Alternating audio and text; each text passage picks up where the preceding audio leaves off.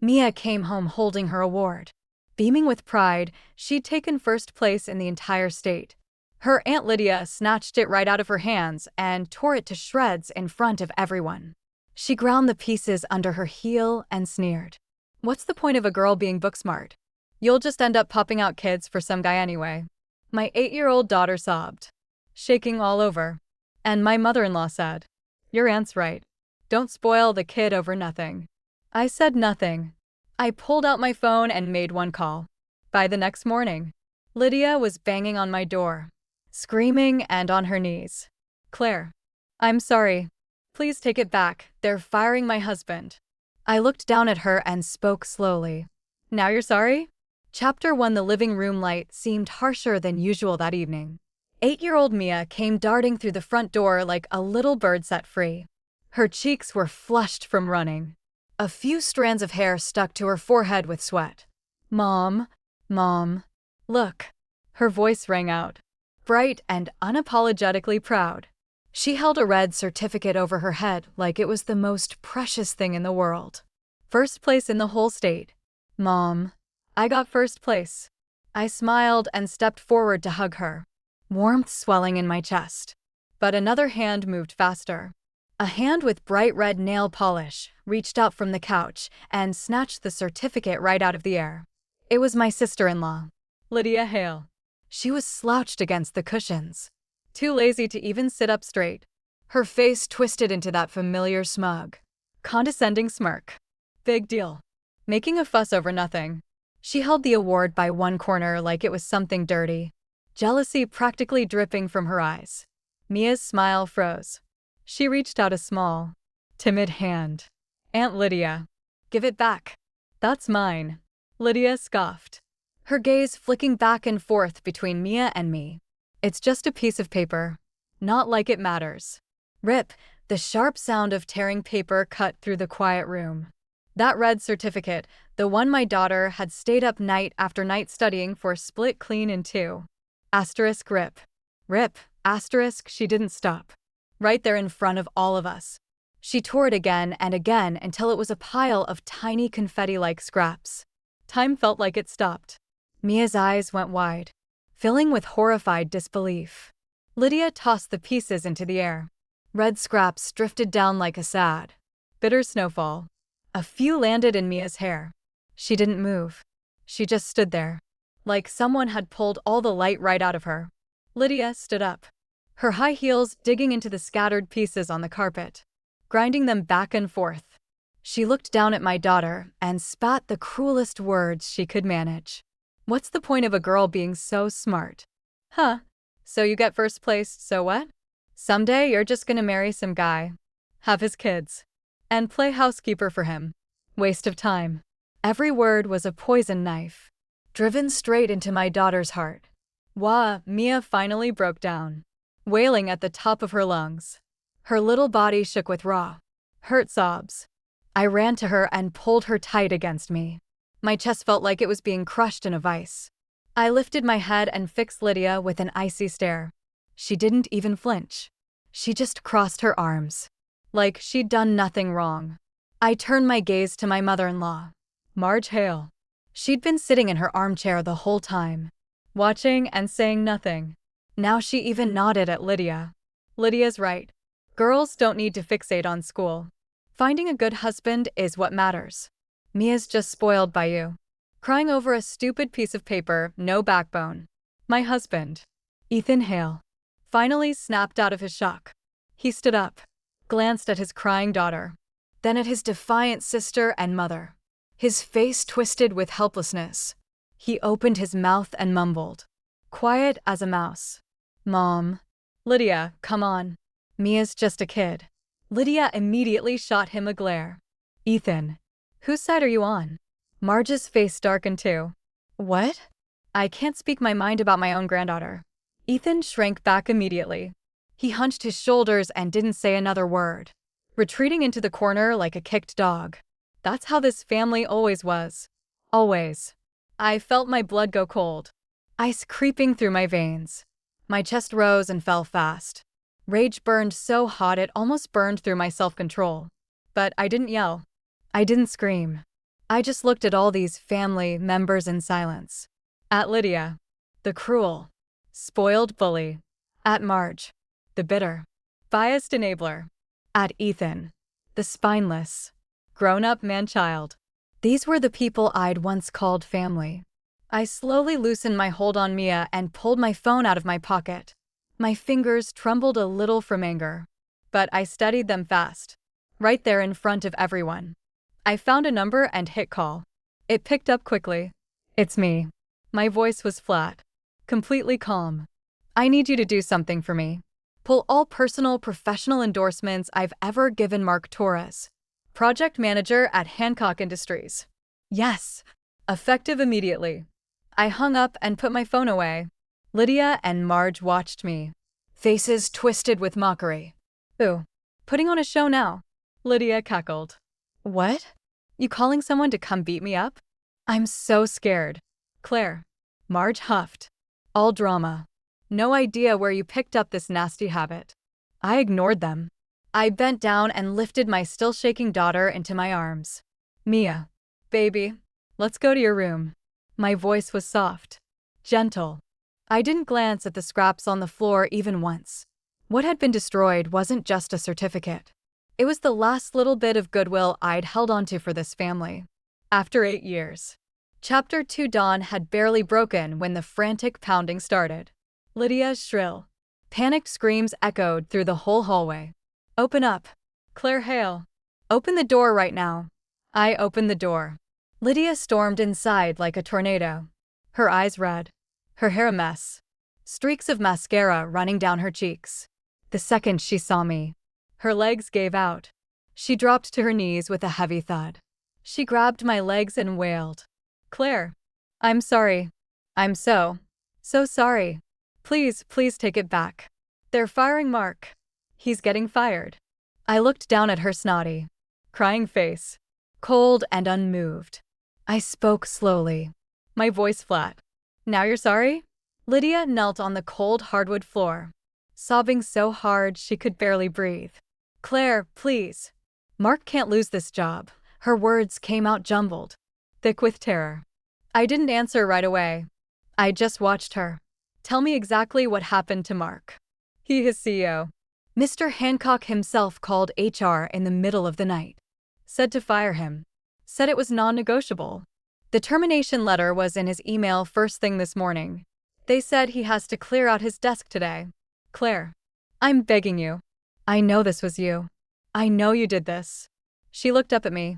Bloodshot eyes full of desperation, the same woman who'd been so smug and cruel barely 24 hours ago. The bedroom door creaked open. Marge and Ethan stumbled out, woken by the noise. They froze when they saw Lydia on her knees. Lydia, what are you doing? Get up. Marge rushed over to yank her daughter to her feet. Ethan stared, stunned. Mark's getting fired? What's going on? Lydia didn't even look at them. She just clung tighter to my jeans. Claire, tell them not to fire him. I'll get on my knees and beg. I'll do anything. Marge and Ethan both turned to stare at me, shocked and disbelieving. They'd never once thought I, the stay-at-home mom who cooked and cleaned and took care of Mia, had that kind of power. Marge's face immediately soured. She let go of Lydia and turned on me, voice sharp and commanding. Claire Hale, did you have something to do with this? You fix this right now. We're family. You don't ruin people's lives over a silly little fight. There wasn't an ounce of apology in her voice. Just blame. Like I was the one being unreasonable. My husband Ethan sighed and walked over. Already falling back on his usual, just smooth things over routine. Claire, do you know someone at Mark's company? He hesitated, then softened his voice, trying to talk me down like I was overreacting. Look. Mia's award got torn up, it sucks. But we can just ask the school for another copy, right? But Mark's job is serious. If he loses it, Lydia and the kids are screwed. Just call them back. Okay, don't blow this out of proportion. He said it like it was the most obvious, reasonable thing in the world. A first-place state award, just a replaceable piece of paper. My daughter's pride and dignity, publicly trampled, a tiny, trivial thing. But Lydia's husband's job? That was the real priority the whole family had to protect. My heart went completely, utterly cold. I smiled a thin, icy smile with no warmth behind it. I pulled my leg free of Lydia's grip and stepped back. What exactly are you sorry for? Lydia blinked, then nodded wildly. I'm sorry. I'm sorry for everything. She lifted her hand and slapped herself hard across the face. Twice. I was out of line. I had no idea who I was messing with. I shouldn't have made you mad. I'm an idiot. I was awful. She insulted herself over and over, but she never once said she was sorry to Mia. She didn't think there was anything wrong with tearing up a child's award or crushing her spirit. She was only sorry her husband was gonna lose his job. Only sorry her comfortable life was falling apart. Her apology was cheap. It was a performance. I could see the resentment and hatred still burning under her fear. You're begging the wrong person. My voice cut through her sobs. Lydia froze. She stared up at me, confused. What? What do you mean? I don't have the power to order a CEO to fire someone. I said it like I was stating a simple fact. All I did was tell certain people the truth they had every right to know. What they decided to do with that information is their business, not mine. Lydia, Marge, and Ethan all stared at me, completely lost. I glanced at their confused, wary faces, then turned and walked into the bedroom. A minute later, I came back holding something. It was an old phone, a black, bulky model, years out of date. I'd kept it wiped clean and stored away, but you could still see the wear on it, right there in front of all of them. I held down the power button. The familiar startup chime played. The screen lit up. The faint glow lit up their shocked, twisted faces. I didn't say a word. I just opened the contacts list and turned the screen toward them.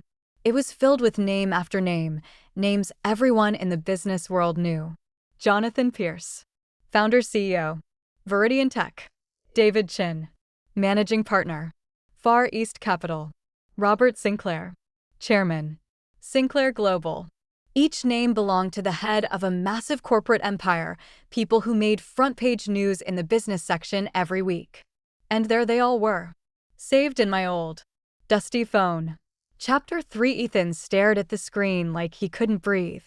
He recognized several of those names, people he'd only ever seen on the cover of Forbes.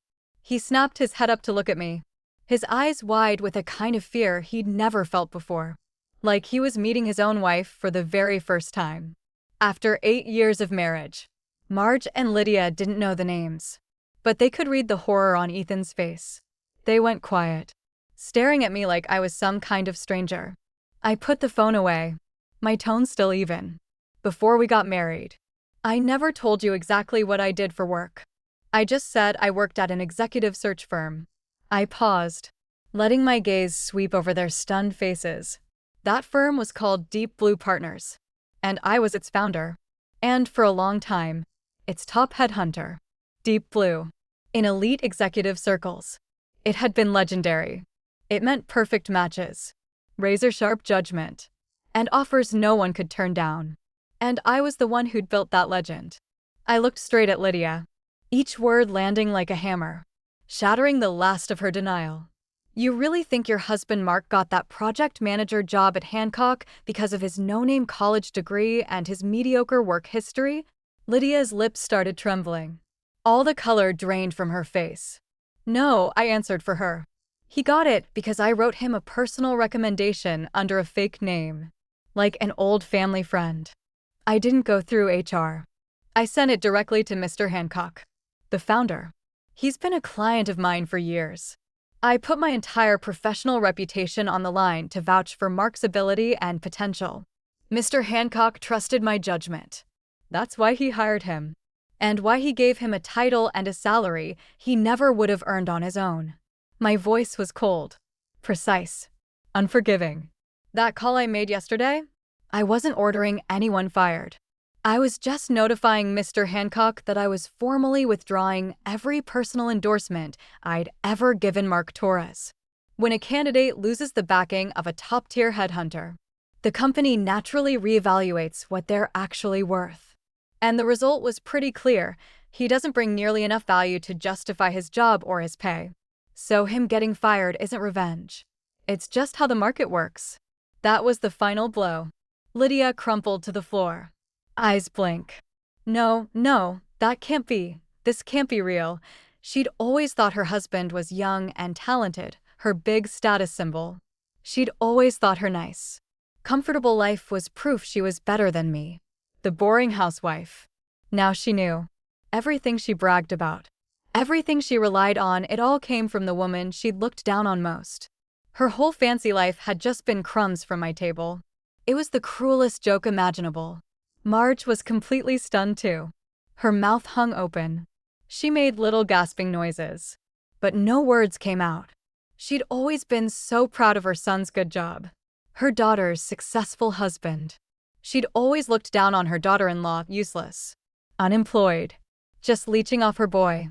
And now she was finding out the woman she despised was the one holding up their whole fake, perfect little life. Everything she'd been proud of was a lie. I didn't look at them anymore. I turned and gently pushed open Mia's bedroom door. Mia was awake, sitting up in bed, hugging her pillow, her eyes red and puffy. I sat down on the edge of her bed and stroked her hair softly. I nodded toward the messy, sad scene in the living room. Mia?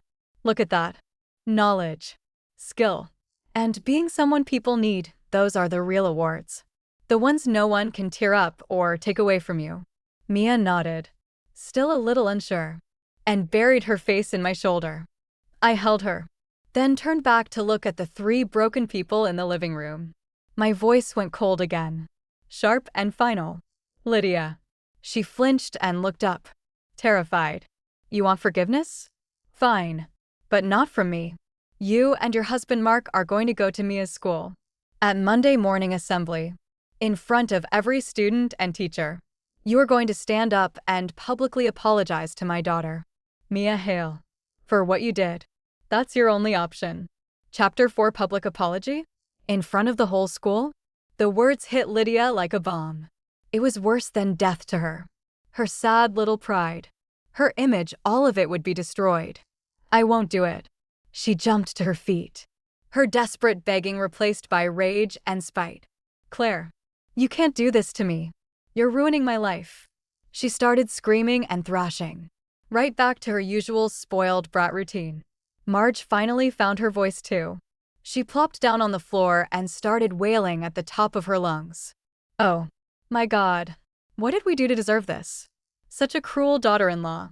She wants to destroy her own sister-in-law. She wants to ruin this whole family. I can't live like this. I just can't. Her cries were loud and shrill, full of accusation. Ethan stood stuck in the middle, his face bright red with embarrassment. He looked at his screaming mother and sister, then at me, cold and unyielding. He hesitated, then finally walked over to me, voice low. Claire, isn't that a little much? Lydia knows she messed up. Let her say sorry to Mia in private. Buy her something nice. Make it up to her. Why does it have to be a whole big thing at school? Nobody needs that kind of embarrassment. Embarrassment. Again. It was all about saving face. That was the last tiny thread of hope I'd had for this man, and it snapped right there. Disappointment washed over me, cold and heavy. I looked at him, and there was no warmth left in my eyes at all. Ethan, this is not up for discussion. My voice was quiet, but every word was final. Lydia saw she wasn't getting her way with yelling. Her eyes started around, and she switched tactics. She grabbed her phone and opened up the big family group chat on Facebook Messenger. Seconds later, her tearful, whining voice started popping up in voice notes, one after another. Everyone, please, you have to help me. My sister-in-law is destroying my whole family over a stupid school award. She got my husband fired, and now she's making us humiliate ourselves at the school. I can't take this anymore. She twisted the whole story, leaving out her own cruelty, painting herself as the poor victim of a horrible, evil sister-in-law. Almost immediately, my phone started blowing up. One relative after another, distant aunts and uncles I barely recognized, started calling. The second I picked up, it was all the same, blind, self-righteous scolding. Claire, Honestly, family is family. You don't hold grudges like this. Lydia's younger than you. You're the older one. You should be the bigger person. Just let it go. Peace in the family is what matters. All those voices loud. Ignorant.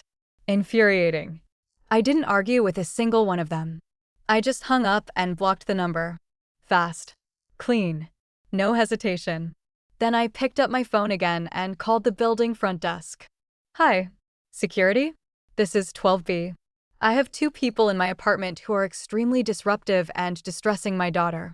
Could you send someone up to escort them out? Please. Less than 3 minutes later, 2 uniformed security guards were at my door.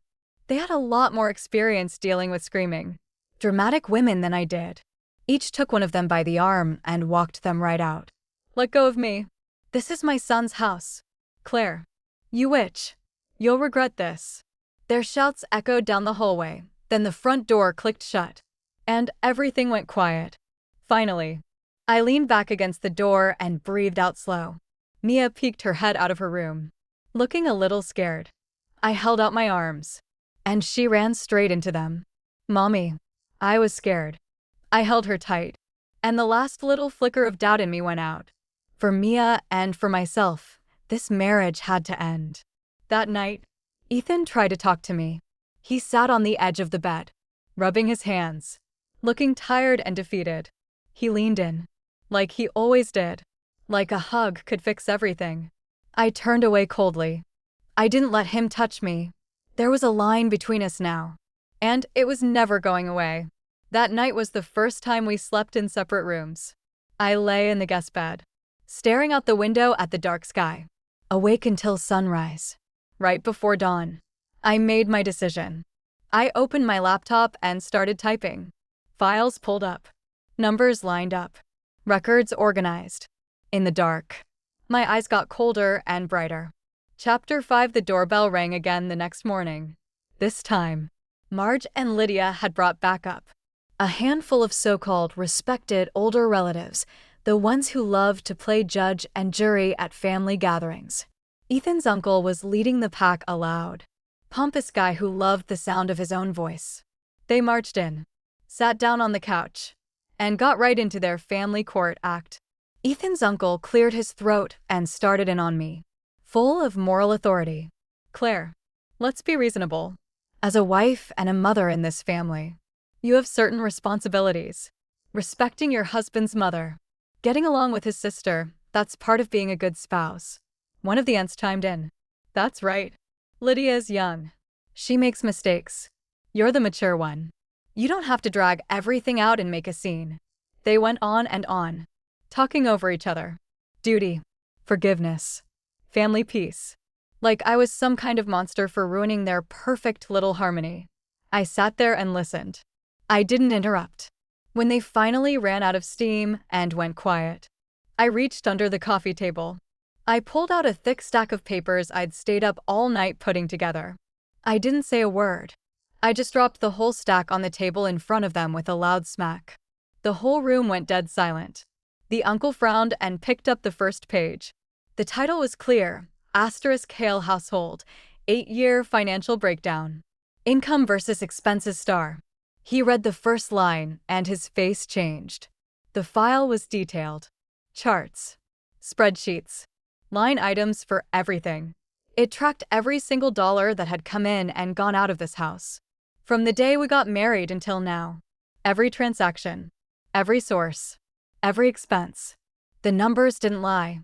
Ethan made about $120,000 a year.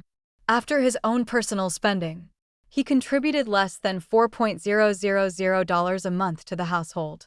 And what did our life cost? $8,000 a month for the mortgage, $4,000 a month for the cars, $6,500 a month for Mia's private elementary school.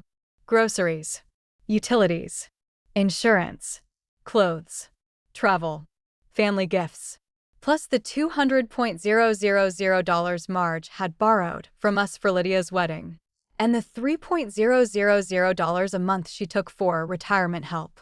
All of that and Ethan's salary couldn't even cover a fraction of it. So where had the money come from? On the other side of the spreadsheet, my accounts. My savings from before we were married. The investment income those savings had generated. Year after year, stocks, funds, rental properties. The numbers showed it clearly. More than 90% of this household's expenses had been paid by me. Ethan's paycheck didn't even cover me as tuition by itself. The living room was completely, eerily quiet. All the older relatives' faces went pale, then red, then pale again. Marge and Lydia looked like they'd seen a ghost. I stood up. I wasn't done yet. I walked back to the bedroom and came out with another envelope. I pulled out a red property deed and set it down on the table. And one more thing I forgot to mention. This house? I bought it outright. Before we got married. My name is the only one on the deed. It always has been. My voice was soft, but it hit like a sledgehammer. I looked around at all their shocked, frozen faces, and smiled a cold, thin smile. For 8 years, I've been paying for all of you, supporting all of you, with my money. So, what gives you the right to sit in my house? And tell me how to raise my daughter? What gives you any right at all? The last 2 words landed hard. No one had an answer. All those relatives who'd been so ready to lecture me 5 minutes ago, they sat there with their mouths shut, like someone had squeezed their throats shut. Ethan stood off to the side, swaying a little like he might pass out. His face burned bright red, then went white. Shame washed over him. For the first time, he really understood, the man of the house. The golden son his mother doted on, he was just a man living off his wife's money. A passenger. Chapter 6. The silence was thick, heavy, unbearable. The relatives who'd come to fix things couldn't get out of there fast enough. After a few minutes, the uncle stood up first, coughed awkwardly, and mumbled some excuse to leave. The rest followed right behind him, practically tripping over each other to get out the door. Seconds later, it was just the 4 of us, if you could still call us family. Marge collapsed back onto the couch, dazed, her lips trembling. She couldn't wrap her head around it. The daughter-in-law she'd always looked down on, the one she'd thought was useless, she was the one running everything. That one truth shattered every bit of pride and stubbornness she'd ever had. Lydia took it the worst. She couldn't yell at me anymore. She couldn't make me the villain and get away with it. So she turned all her anger and humiliation on her beloved big brother. "Ethan, you loser," she screamed, pointing right in his face. "What kind of man are you? Letting a woman walk all over you. Where's your money? What do you even do all day?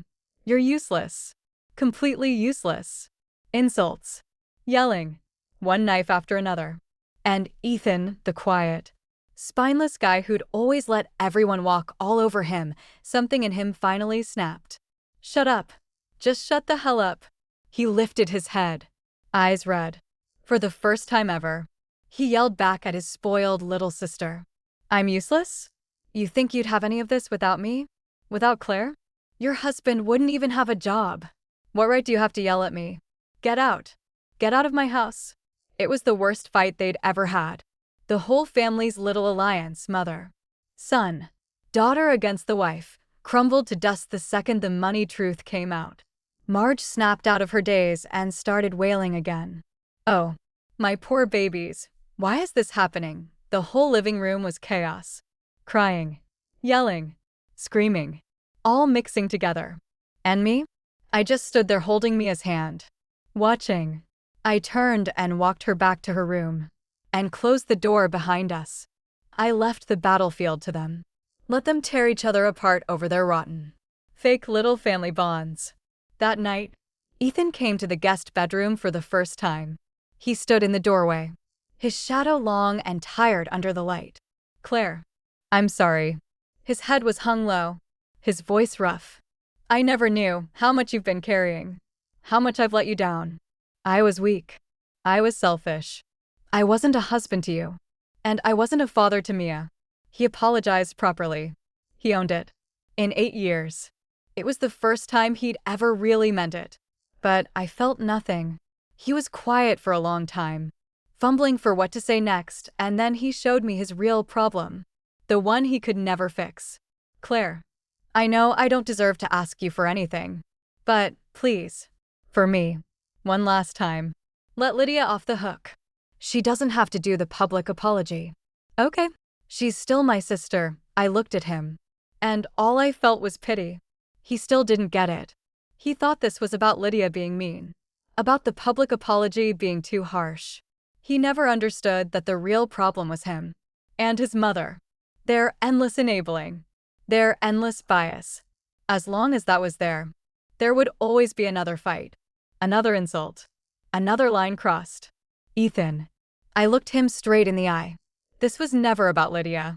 It's about you. And your mom. He blinked. Confused. I took a deep breath and said the words I'd been turning over in my head all night. I want a divorce. Chapter 7 Divorce. The word hit Ethan like a thunderbolt. He stared at me, completely stunned. When Marge and Lydia heard the news, they panicked. What did divorce mean for them? It meant losing this big, nice house. It meant losing the endless stream of money that paid for everything. It meant their whole comfortable, spoiled little life would fall apart. Fear crushed every bit of anger and pride they had left. They did a complete 180. Starting the next morning, they did everything they could to butter me up, to win me over, to save their meal ticket. Lydia dropped all her attitude. She was all fake smiles and flattery. She showed up with a brand new designer backpack, piles of expensive toys and snacks, and tried to hand them to Mia. Mia, look what Aunt Lydia got you. You like it? Auntie was bad before. Okay. Can you forgive me? Mia just hid behind my leg. She wouldn't even look at her. Marge stopped being cold and critical too. She even cooked dinner, a whole table full of food she claimed was my favorites. At dinner, she kept piling food onto my plate, fawning all over me. Claire. Honey. Eat more. You're too thin. I was wrong before. I'm old-fashioned. I know. Don't hold it against me. I stared at the greasy plate of meatloaf in front of me and didn't take a single bite. Their niceness was so obviously fake. So calculated. They weren't sorry. They were just scared of losing their free ride. After a few days of getting nowhere, Lydia ran out of patience. The mean, petty side of her won out. When being nice didn't work, she decided to get dirty. She snuck photos of Mia waiting for her private school bus out front of the building. Then she made a throwaway account on the biggest local Reddit forum and posted a thread. The title was designed to be as nasty and viral as possible. Asterisk exposed. Psalm with mystery money sends kid to elite private school. Leeches off husband's family. Everyone knows how she really pays for it. Asterisk in the post. She painted me as a gold digger. A woman being kept by some rich guy on the side. She said I used dirty money to spoil my daughter and live in luxury. She twisted the financial reveal into me publicly humiliating my husband and his poor, innocent family. The post blew up fast. It hit every ugly button. Jealousy, gossip, misogyny. People loving to tear down women they don't know. The comments were vile. Knew it. No way a stay-at-home mom makes that kind of money legitimately. Per husband. Wonder how long he's been wearing cuckold horns. Like mother. Like daughter. That kid's gonna turn out just like her. All that garbage, it bounced right off me. I didn't care what random strangers on the internet thought. But they went after Mia. And that was unforgivable. A friend of mine, a lawyer who specialized in internet law and digital forensics, traced the post fast. IP address, device info, account history, everything. Every last bit of evidence pointed straight to Lydia. I sat at my desk, staring at those ugly, hateful words on the screen, and the last little bit of warmth in me went out. I'd wanted to end this cleanly, with a little dignity, for everyone's sake. But when someone comes at you with a knife, you don't turn the other cheek. You hit back harder. Chapter 8. I didn't confront Lydia right away. Instead, I backed off on the divorce talk. I told Ethan I needed time to think. That sent the wrong message, exactly the one I wanted to send. Marge and Lydia thought their little online smear campaign had worked. That I'd backed down. They got smug again. They even started acting like they'd won. A week later, I told Ethan I wanted to call a family meeting. All the close relatives. I said I had a big announcement about the future of the family. Marge and Lydia were thrilled. They thought I was gonna call off the divorce. Thought I was gonna cave. They dressed up nice, put on their best smiles, ready to celebrate their victory. Ethan looked relieved too. He thought I was finally giving him a second chance. The meeting was held in our living room. All the same older relatives from last time showed up. They looked at my calm face and assumed the drama was over. When everyone was seated, I closed the front door. I didn't give the let's all get along speech they were waiting for. I turned on the projector in the living room and cast my phone onto the big screen, right there in front of everyone. I pulled up the evidence, Lydia's throwaway account, her post history, the IP logs, the digital forensics report proving she was the one who'd written that vile, defamatory thread. Lydia's face went white as a sheet. The relatives murmured, shocked and uncomfortable. But that was just the opening act. I didn't yell at her. I didn't call her names. I turned off the projector, reached into an old storage box under the couch, and pulled out a yellowed manila envelope. The paper was faded, the edges frayed from years in storage. I walked over to Marge and set the envelope down on the table in front of her. I looked her dead in the eye. My voice was calm and colder than ice. Marge, your whole life, all you've ever cared about is the Hale family bloodline, right?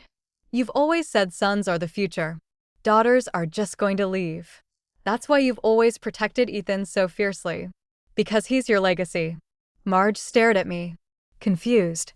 She had no idea where this was going. I leaned in a little, slow and deliberate. But, Marge, are you sure the son you've spent your whole life protecting is actually yours? The words hit the room like a lightning strike. Ethan's head snapped toward me, eyes huge. All the color drained out of Marge's face in 1 second.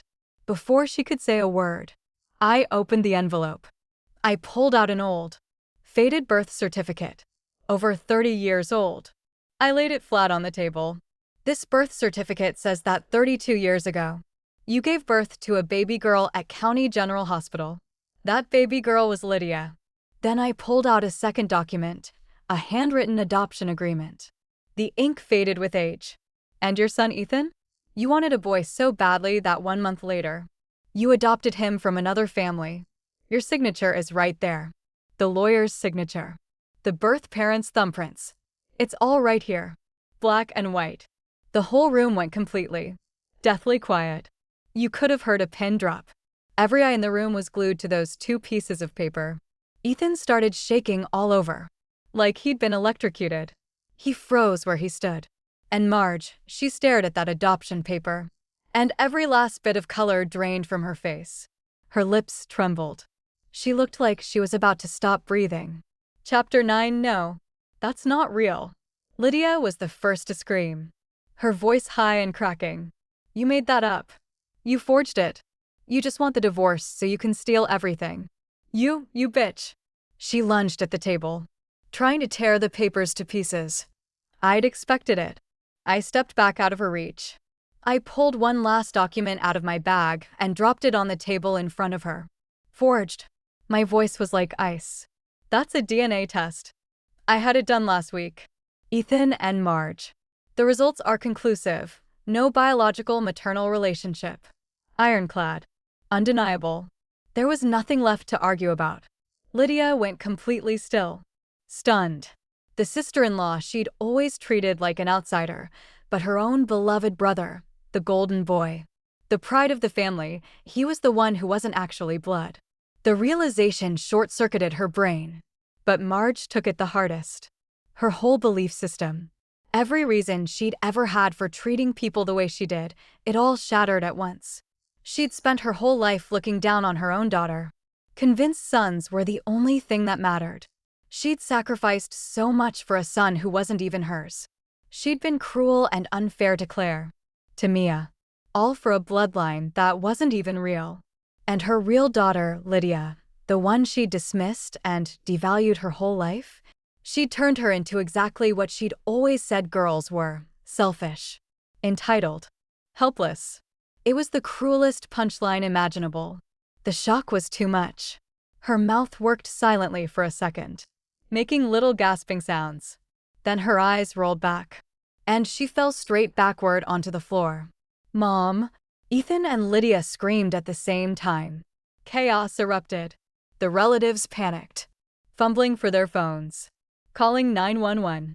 Ethan dropped to his knees on the floor, dazed. 32 years of being the good son, 32 years of living a lie, it all meant nothing now. Lydia just stood there, frozen, staring at her unconscious mother and her shell-shocked brother, completely lost. The whole family's whole world, their values, their loyalties, their identity had just exploded into dust. Sirens wailed outside, getting closer. Paramedics rushed in and loaded Marge onto a stretcher. Everyone was running, yelling, panicking. And me? I just stood there holding Mia, who'd wandered over to stand by my side. I watched it all like I was watching a bad TV show, like none of it had anything to do with me. I didn't feel triumphant. I just felt tired. Finally, it was almost over. Chapter 10. Marge had a stroke. The doctors caught it in time. So she survived, but it left permanent damage. One side of her body was partially paralyzed. Her speech was slurred and slow. She'd need full-time care for the rest of her life. And Mark Torres, Lydia's husband? The second he found out everything that had happened, he didn't hesitate. He filed for divorce immediately. He couldn't stand being married to someone that cruel and reckless. And he wanted nothing to do with the Hale family's mess. Lydia's job, the cushy admin position I'd gotten her through a contact, the company found a reason to let her go. 2. Right after Mark was fired. Overnight, Lydia lost everything. Husband, job, her mother's protection, her brother's support. She went from a spoiled, stay-at-home wife with a nice life to a woman with no money, no job, and a disabled mother to take care of all by herself. All the things she'd always looked down on: cooking, cleaning, taking care of someone else, they were her whole life now. Day in and day out, changing diapers, dealing with her mother's angry, slurred insults, scraping by, all the sharpness, all the attitude drained right out of her. As for Ethan, he drifted between the hospital and the house for days, hollow and lost. He didn't come begging me to stay. A week later, he asked me to meet him at a coffee shop. He looked worn out, older, but his eyes were clearer than I'd ever seen them. He didn't beg me to change my mind. He just stood up and bowed his head, deep and sincere. Claire, I'm sorry for 8 years of being weak, of being selfish, of failing you and Mia. I mean it. Then he sat back down and slid a signed divorce paper across the table to me. I agree to everything. I'm leaving everything. The house, the accounts, all of it. He looked at me, his voice soft. I only have one request. Can I still see Mia? As someone who cares about her? Like family. But not her dad. If that's too much. She's the only good thing that ever happened to me. The only thing that ever felt real. He told me he was going to look for his birth parents. That he wanted to know where he came from. That he wanted to start actually living his own life, not the fake golden sun life Marge had built for him. I looked at him. For the first time, I saw something in him that looked like strength. Like a real grown-up. I nodded. I said that was fine. He signed the papers, gave me a small, sad smile, and left. Watching him walk away didn't hurt. It felt like a weight lifting off my shoulders. That chain I'd been wearing for 8 years, I'd finally broken it. Chapter 11. The divorce was finalized fast. The first thing I did was sell the house, the one full of bad memories and screaming fights. With my savings, I bought a new house on the other side of town, in a quiet, nice neighborhood, bigger, with a little backyard garden. Sunlight poured in through the big windows every morning, filling the whole living room. I went back to work. 2. I didn't revive Deep Blue Partners. Instead, I started my own boutique management consulting firm, built on all the connections and experience I'd built over the years.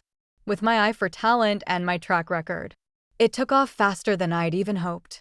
Mia blossomed in the new house. At her new school, she got her smile back, bright, unapologetic, confident. No more of that quiet, nervous shyness she'd had before. Our life was calm, and warm, and ours. Occasionally Lydia would call. Her voice was always tired, defeated, hinting around for money. I said no every time. Firm. Clean. No argument. On the last call, I told her, "You were right about one thing, Lydia. Women have to rely on themselves." Then I blocked her number. Ethan came to see Mia every few weeks. He always brought little gifts. Always kept his word. He was gentle with her. He played with her. He read to her. He wasn't her husband anymore. But he turned out to be a decent person once he stopped living someone else's life. Once he told me he'd found his birth parents. They were regular people. Farmers out in the country. Not rich, but kind. Warm. They'd hugged him and cried. 32 years late, when he talked about them, his eyes lit up. My life kept moving forward. 2. I wasn't Ethan's wife anymore. I wasn't Marge's daughter-in-law. I was just Claire, Mia's mom, founder and CEO of my own company. There were even a few people smart, kind, successful people who'd started asking me out. I wasn't in a hurry, but it was nice. Nice to be seen. Nice to be wanted for who I actually was. My life was mine again. Chapter 12. A year later. The state test results came out. Mia brought home another first-place award. This time, she didn't come running through the door, bouncing off the walls with excitement. She walked in calm, steady, a quiet, confident smile on her face. When she opened the front door, I was standing in the living room holding a nice walnut picture frame. I smiled and opened my arms. She handed me the certificate, then hugged me tight. Together, we carefully placed the new award inside the frame. I stood on a step stool and hung it on the wall, right in the middle of the living room, where everyone could see it. Afternoon sun streamed through the window. It hit the gold lettering on the certificate and made it glow. It lit up both our smiling faces. I stroked Mia's hair and spoke softly. "Mia? Remember this. The piece of paper isn't what matters. What matters is all the work you put in to earn it. What you learned. The skills you built. The confidence you have. Those are yours forever. No one can ever take them from you." Mia nodded. She didn't fully get it yet, but she would. What she did know was this: in this house, her hard work was seen. Her achievements mattered. And her mom would never, ever let anyone hurt her like that again. After that, more awards went up on that wall. Art contest ribbons, science fair trophies, math medals, one after another, until that whole wall was covered. It became the brightest spot in the whole house. One afternoon, my phone rang. It was my business partner, excited and breathless. "Claire, get down to the celebration dinner. We're all waiting for you." We closed it. The multi-million-dollar client. We won. I laughed and said I'd be right there. I hung up, leaned down, and kissed Mia on the forehead. "Mommy has to go in a big work battle." "Okay, be good for the babysitter. Go get him." "Mom." Mia pumped her little fist in the air. I turned and walked out the door. My heels clicked on the sidewalk. Steady and sure. Sunlight fell warm on my shoulders. I'd won my daughter a better life. And I'd won myself back, all the parts of me I'd buried for 8 years. My whole life. Ahead of me. And it was all mine.